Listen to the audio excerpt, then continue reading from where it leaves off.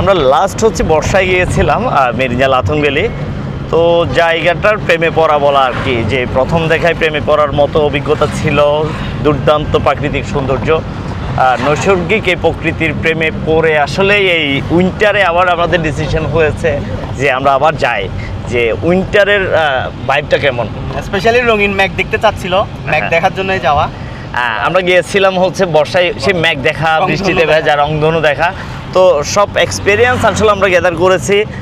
যেটা গ্যাদার করতে পারিনি যে তাদের যে পট হাউসগুলো আছে, তাদের রিসোর্টগুলো আছে, এগুলো ম্যাগের মধ্যে ভাসতে কেমন দেখায়, বা ওইখান থেকে যে দিগন্ত রেখা কুয়াশার দিনে কেমন, সেই অনুভূতিটা, সেই এক্সপিরিয়েন্সটা গ্যাদার করার জন্যই মূলত আমাদের এই ট্রিপটা। সেই পুরো জার্নিতে আমরা পুরো পরিবার একসাথে আছি। আমার ছোট বোন বৃষ্টি সাথে আছে। হ্যাঁ, মধ্যরাতে আমরা মশাল জ্বালাবো, আগুন জ্বলবে, তারপর আগুনের চারপাশে রঙিন ইউকুলেলে বাজাবে, আমরা গান করব, এই লোক গানগুলো আর কি।